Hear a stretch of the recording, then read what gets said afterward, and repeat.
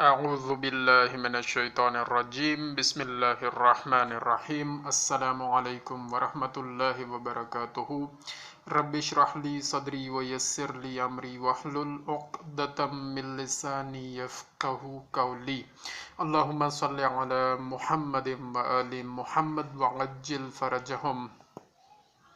दोस्तों, आज हम दोबारा से फाजेस पर कुछ बात करते हैं जो बैक्टीरियोफाजेस अल्लाह ताला ने बनाई हैं और बैक्टीरिया को कंट्रोल करने के लिए बनाई हैं।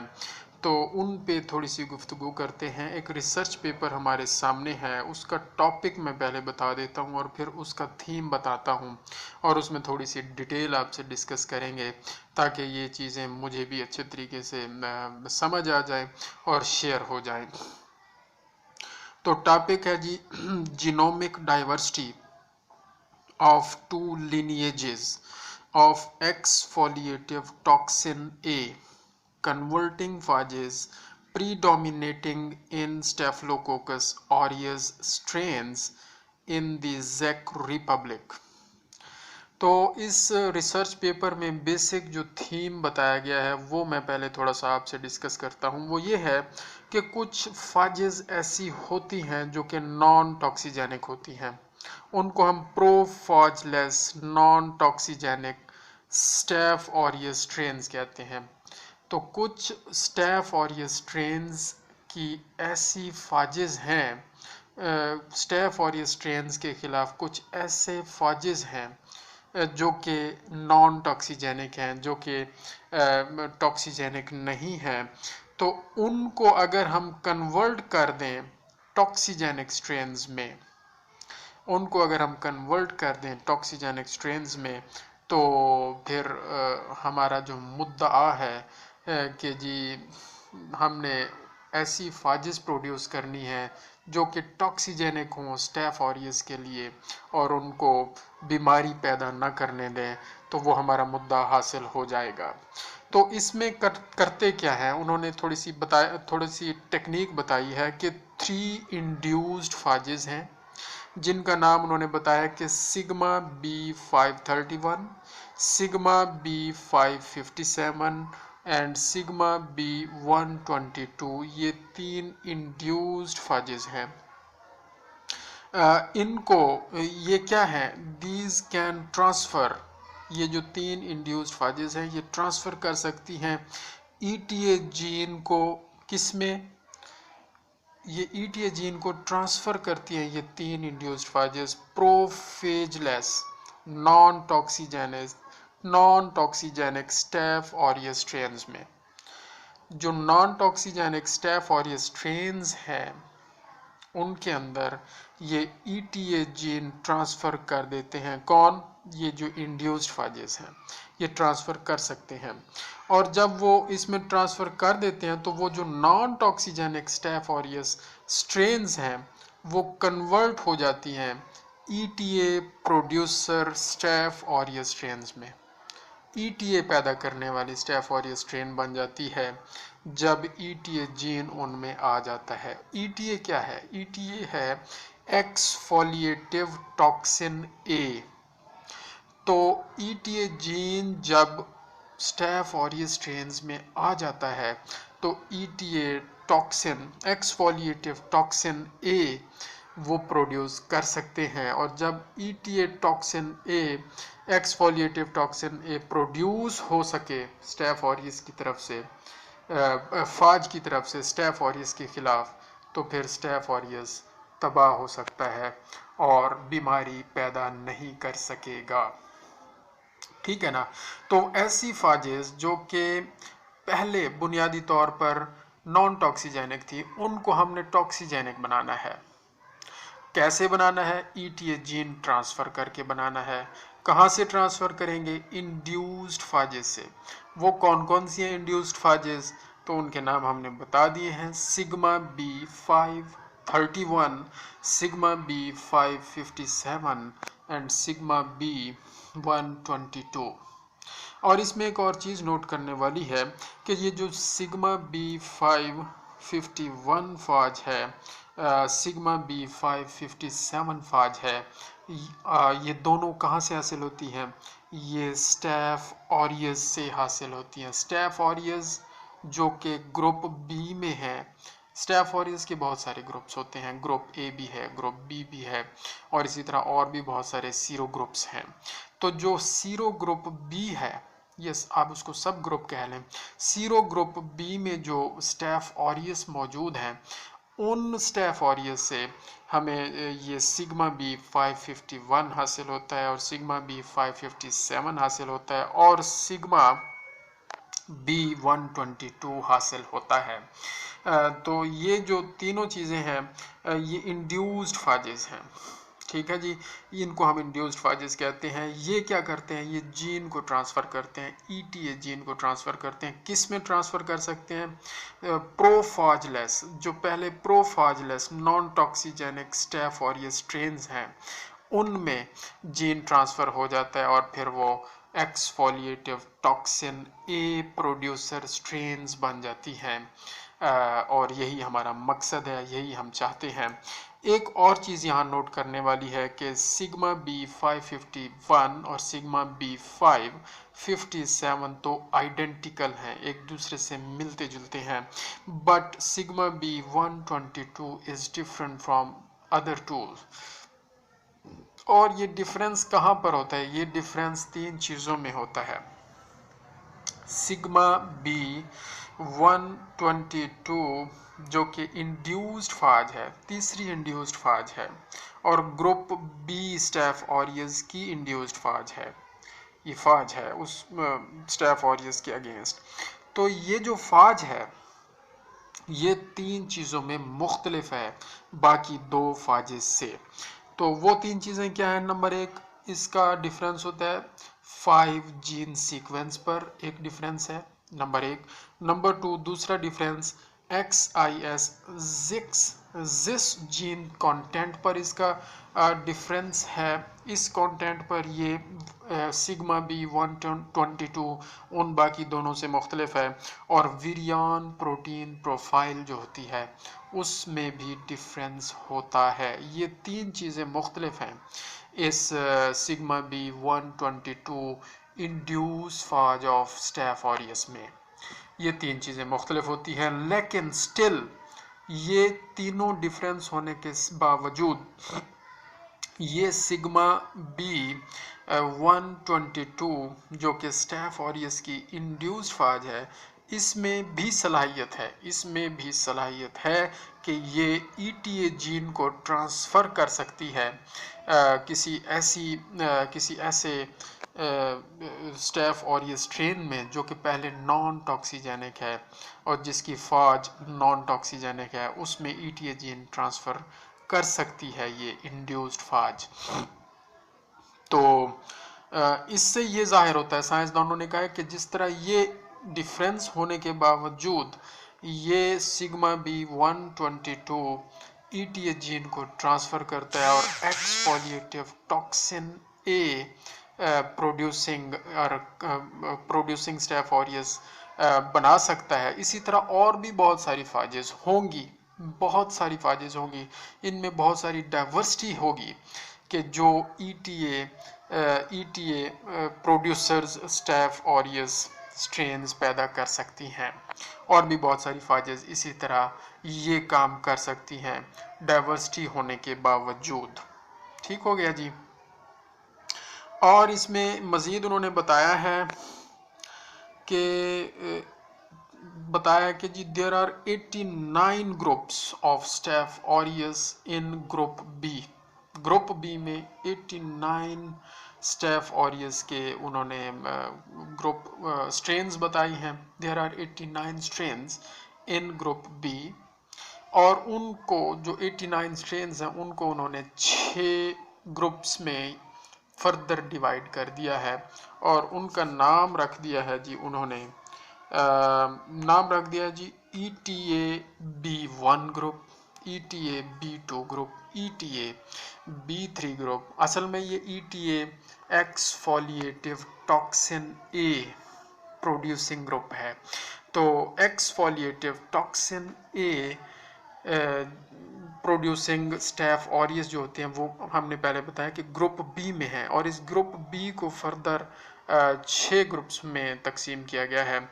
Exfoliative toxin A B1, B2, B3, B4 and B5 and B6। तो ये 6 में तकसीम किया गया है, और उसमें उन्होंने मजीद ये बताया है कि ये जो ETA B1 है और ETA B4 है, दैट इज ये दो जो हैं ये प्रीडोमिनेटिंग स्ट्रेन्स हैं ऑफ स्टेफ ऑरियस। ये बहुत ज़्यादा पाई जाती हैं। ये वो ग्रुप्स हैं ETA B1 और ETA B4, ये बहुत ज़्यादा पाए जाते हैं, प्रीडोमिनेंट स्ट्रेन्स हैं। तो हम ये बात कर रहे हैं कि हमने कैसे कन्वर्ट करना है प्रोफाजलेस नॉन टॉक्सिजेनिक स्टेफ ऑरियस स्ट्रेन्स को कन्वर्ट करना है ETA producer staph aureus strains में। तो थोड़ा सा रिसर्च पेपर की वर्डिंग कुछ पढ़ते हैं। वर्डिंग में उन्होंने बताया है कि जी about 5% of human strains and certain animal strains of Staphylococcus aureus produce an exfoliative toxin। तो 5% ह्यूमन स्ट्रेन्स और कुछ एनिमल स्ट्रेन्स स्टेफ ऑरियस की जो हैं वो एक्सफोलिएटिव टॉक्सिन पैदा करते हैं। सिर्फ 5% हैं ऐसे जो कि पैदा करते हैं, और जो एक्सफोलिएटिव टॉक्सिन पैदा करते हैं वो एक बीमारी पैदा करते हैं। उस बीमारी का नाम जो है वो है staphylococcal scalded skin syndrome. Staphylococcal scalded skin syndrome पैदा होती है उन स्टेफ ऑरियस की वजह से जो कि इन 5% में आते हैं, जो कि एक्सफोलिएटिव टॉक्सिन पैदा करते हैं। ठीक हो गया जी। And from the 4 known isoforms of ET's exfoliative toxins, exfoliative जो टॉक्सिन्स हैं वो बजाते खुद इनकी 4 अकसाम हैं। Exfoliative toxin A, exfoliative toxin B, exfoliative toxin C and exfoliative toxin D। Only ETA and ETB are the major. Only ETA and ETB are the major causative agents of infantile blistering skin disease। ETA और ETB जो toxins हैं वो infantile blistering skin disease cause करते हैं। किस में करते हैं? और उस डिजीज का और नाम है स्टेफिलोकोकल स्कैल्डेड स्किन सिंड्रोम। इंसानों में ये बीमारी होती है। ठीक है जी। The ETA gene encoding ETA is located on Staph aureus prophage। ETA gene encoding ETA that is located on Staph aureus prophage, and ETB gene was localized on a large plasmids। ETA जो jeans हैं वो तो staph aureus में ही होते हैं, staph aureus प्रोफाज में होते हैं। जो ETB जीन्स होते हैं वो कहाँ पर होते हैं? वो प्लाज्मिड्स में होते हैं, वो प्लाज्मिड्स में होते हैं। और उन्होंने बताया कि ETC was isolated from the horse Steph aureus strain. ETC जो एक्सफोलिएटिव टॉक्सिन C है ये उस स्टेफ ऑरियस से आइसोलेट किया गया जो कि हॉर्स पे इफ़ेक्ट करता है, जो हॉर्स में बीमारी पैदा करता है, ये इंसानों में नहीं करता। ठीक है जी। और इसी तरह EDT जीन जो है वो कहाँ होता है? EDT gene with in 14.8 kilobytes pathogenicity islands. तो ETD जीन्स जो होता है उनके बारे में उन्होंने बताया कि ये 14.8 KB पैथोजेनेसिटी आइलैंड में से ये हासिल किया गया। बट हैज़ नॉट, अच्छा वो हमने बता दिया कि जी ETC हॉर्स से हासिल होता है। The species Staph aureus is widely known to be highly lysogenic and contain one or more prophages. Most phages carrying genes coding enterotoxins. ज़्यादातर जो फाजेस होती हैं उनमें वो जो जीन्स होते हैं वो एंटेरोटॉक्सिन्स वाले जीन्स होते हैं और वो एंटेरोटॉक्सिन्स वाले जीन्स उनके नाम बताए गए हैं एंटेरोटॉक्सिन ए, एंटेरोटॉक्सिन के, पी, क्यू एंड पेंटोवैलेंटाइन ल्यूकोसिडीन जिसको पीवीएल भी कहते हैं पेंटोवैलेंटाइन ल्यूकोसिडीन और पीवीएल एंड स्टेफ्लोकाइनेज ये क्या है एंटेरोटॉक्सिन्स हैं और किस में होते हैं बहुत सारी फाजेस में होते हैं जो कि स्टैफ ऑरियस में पाई जाती हैं ज़्यादातर ये एंटेरोटॉक्सिन्स पाए जाते हैं और हमने पहले बताया कि exfoliative toxin A B C D का भी हमने कॉन्सेप्ट दिया तो एक्सफोलिएटिव टॉक्सिन ए पे हमने बात करनी है थोड़ा सा ये बताया जा रहा है कि एंटेरोटॉक्सिन्स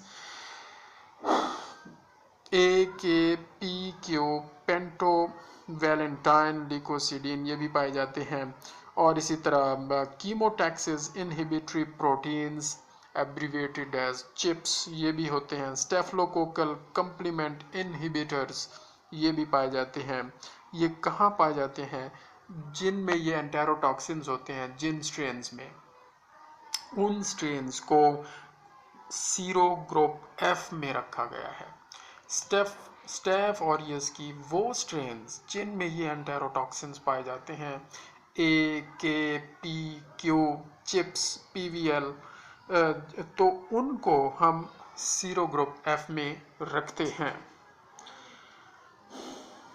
सीरो ग्रुप एफ में रखते हैं ये बात हमने आपको बता दी शेयर कर दी ETA positive Staph aureus strains carry prophages of serogroup B.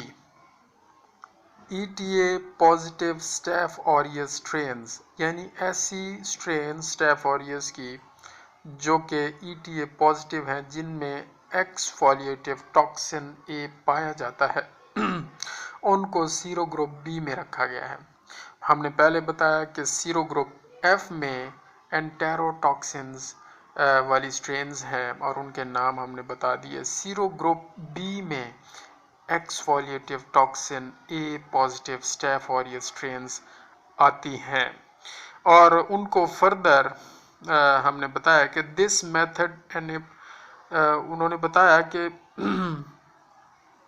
ये जो सीरो ग्रुप बी है ये अहम रोल अदा करते हैं पैथोजेनेसिटी में apparently by lysogenic conversion of ETA production or this method enabled classifying the 89 ETA producing strains into 6 groups जो ETA प्रोड्यूसिंग स्ट्रेन्स हैं वो 89 हैं और उनको मज़ीद 6 ग्रुप्स में तकसीम कर दिया गया है पहले भी आपसे बात हुई है इस पे वो ETA B1, ETA B2, ETA B3, B4, B5 and ETA B6 और सबसे ज़्यादा जो प्रीडोमिनेंटली टाइप्स पाई जाती हैं ETA positive staph aureus strains में वो हैं ETA B1 और ETA B4 ये प्रीडोमिनेंट स्ट्रेन्स हैं जो पाई जाती हैं अब हम थोड़ा सा मटेरियल और मेथड पे बात करेंगे कि हम किस तरह ऐसी नॉन टॉक्सिजेनिक फाजेस जो कि नॉन टॉक्सिजेनिक हैं हम किस तरह उनमें ETA जीन कन्वर्ट करके ट्रांसफ़र करके हम किस तरह उनको टॉक्सिजेनिक बना सकते हैं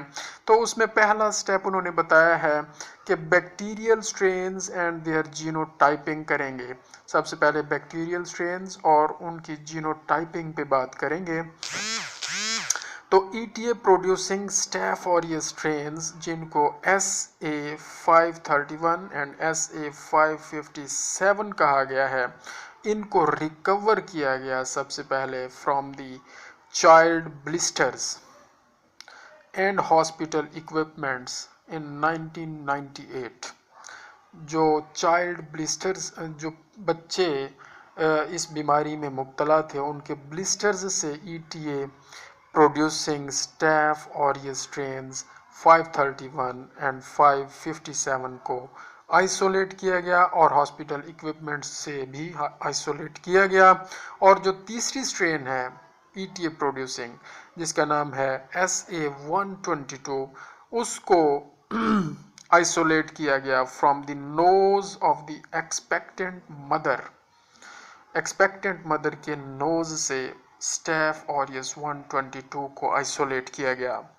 और हमें अब जाहिर है ये तो हैं वो स्ट्रेन्स स्टैफ ऑरियस की जो कि ईटीए प्रोड्यूसिंग हैं, एक्सफोलिएटिव टॉक्सिन ए प्रोड्यूसिंग है, एक्सफोलिएटिव ए टॉक्सिन प्रोड्यूसर्स हैं। अब हमें वो स्ट्रेन चाहिए जो कि नॉन टॉक्सिजेनिक है staph aureus strain. Non toxigenic staph aureus strain 1039 हमने हासिल की। अब हमने इसको कन्वर्ट करना है टॉक्सिजेनिक स्ट्रेन में और ये उन्होंने साइंसदानों ने जी ये हासिल की थी डॉक्टर वाई योशिज़वा फ्रॉम द जिकी university school of medicine Tokyo Japan से।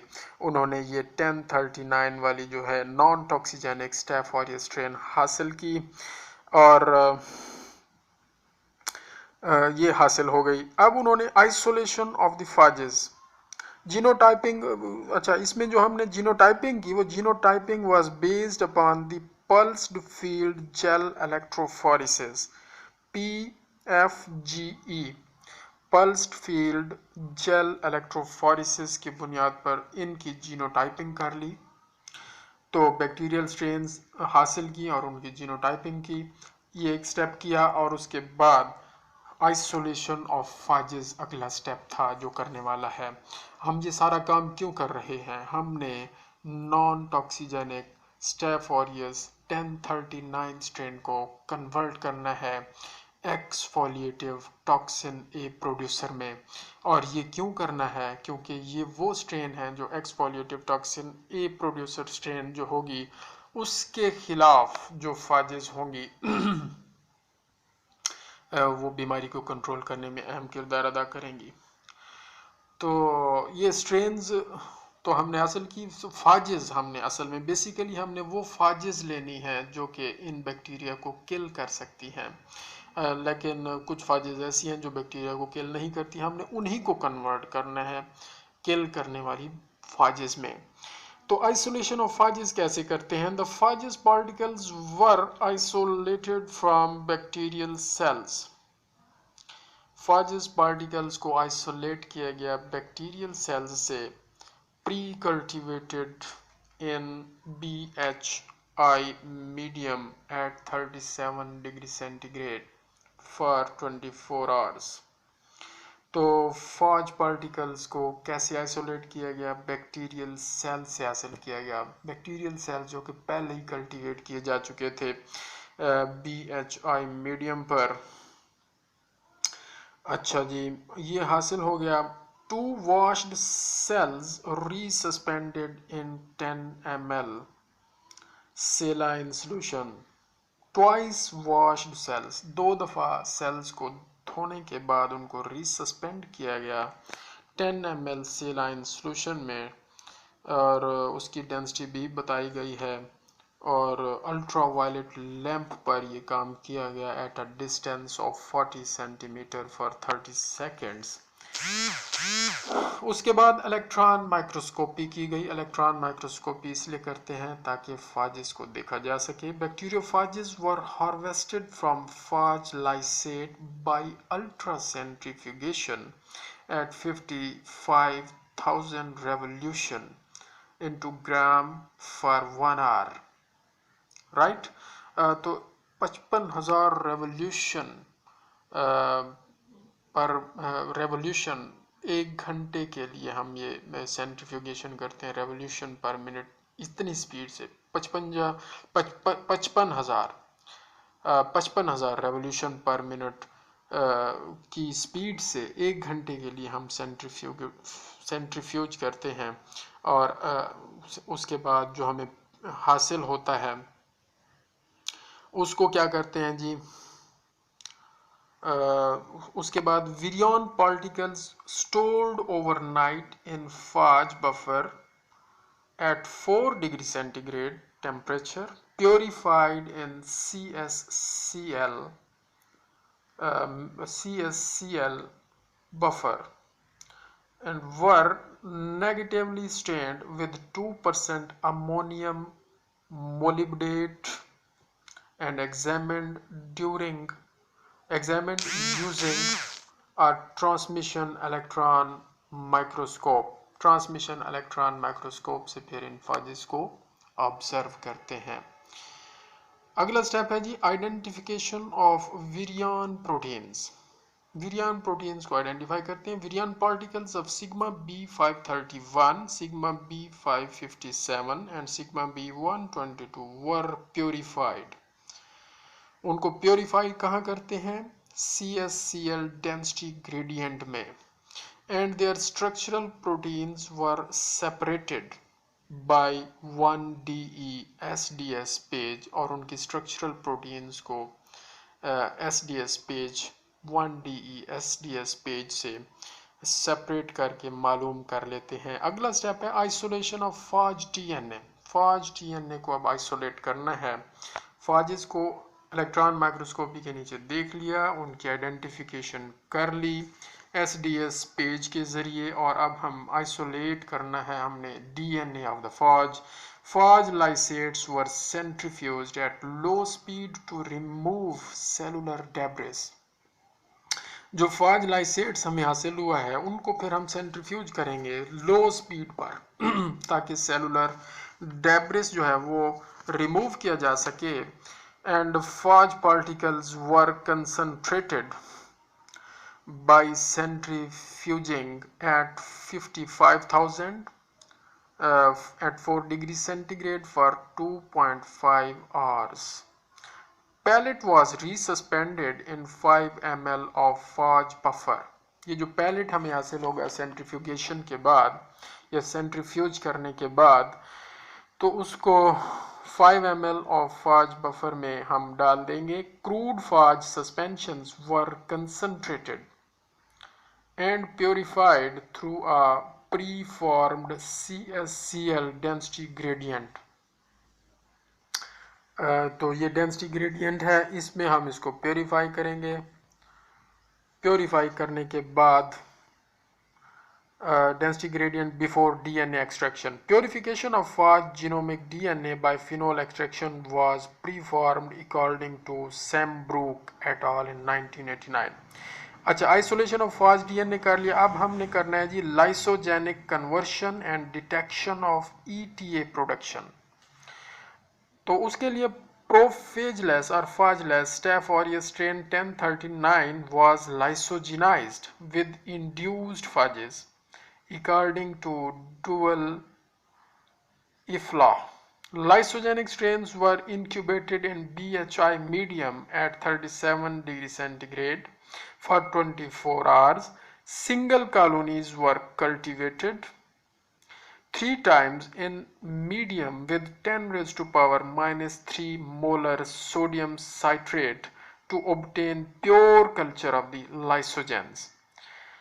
Pure culture of the lysogen हासिल करने के लिए क्या किया गया है? 3 टाइम्स कल्टीवेट किया गया है मीडियम में, जो कि 10 raised to power minus 3 molar sodium citrate है। PCR with primer pairs specific to B prophages or ETA genes and southern blot hybridization of SMAI restriction fragments with specific probes confirmed the presence of integrated prophages. ETA toxin produced by the lysogens was detected. ETA toxin produced by the lysogens was detected using the reverse passive latex agglutination kit. ये लाइसोजन conversion और detection हो गई। अब hybridisation experiment किए गए।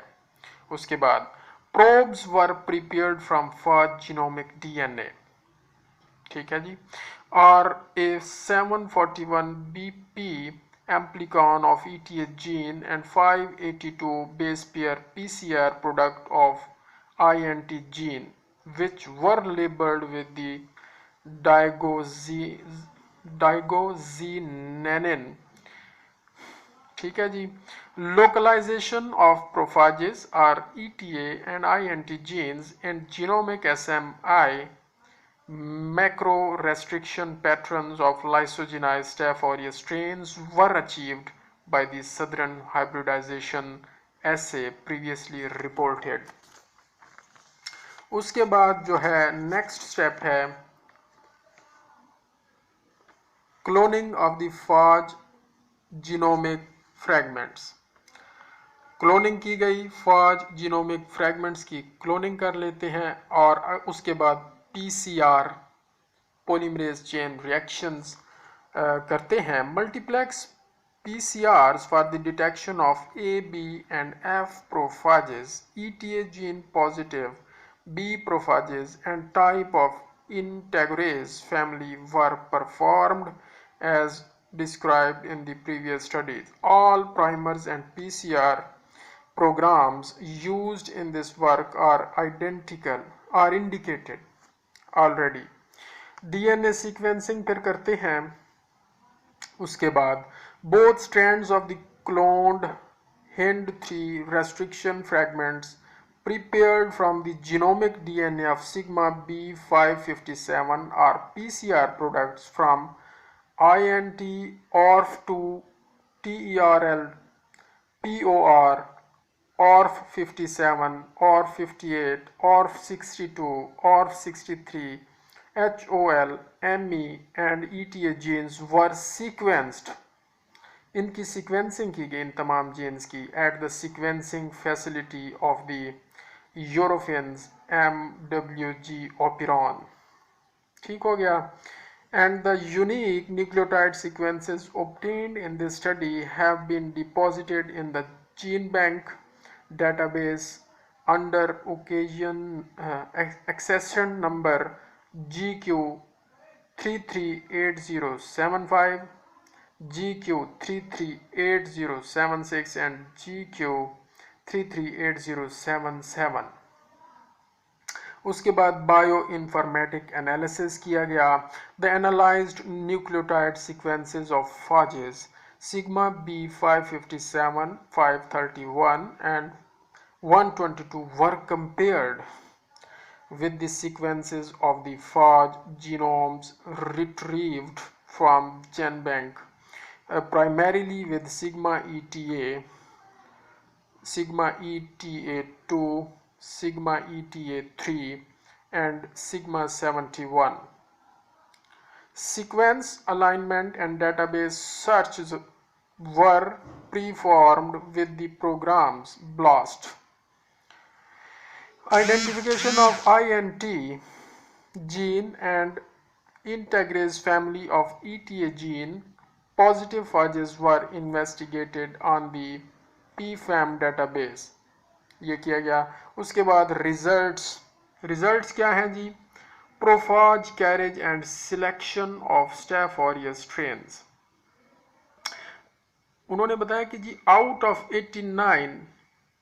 89 ETA producing Staph aureus clinical isolates were primarily examined and B prophage content examined for B prophage content. 8 strains carried only B prophages and remaining 81 strains carried the B prophage along with the combination with the prophage of serogroup A and serogroup F or serogroup F.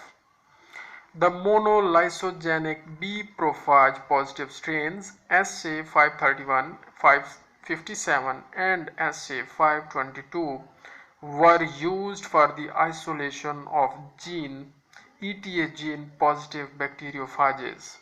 ETA gene positive bacteriophages ये किया गया। तो ये हैं जी उसके results. इसको मज़ीद इंशाल्लाह कोई इसमें बताने वाली बात हुई तो ज़रूर आपसे शेयर करेंगे। ये पेपर ज़रा मज़ीद लंबा है और वीडियो भी बहुत लंबी हो गई है। जज़ाकल्लाहु खैर। अल्लाहुम्मा सल्ली अला मुहम्मद व आलि मुहम्मद व अज्जिल फरजहुम।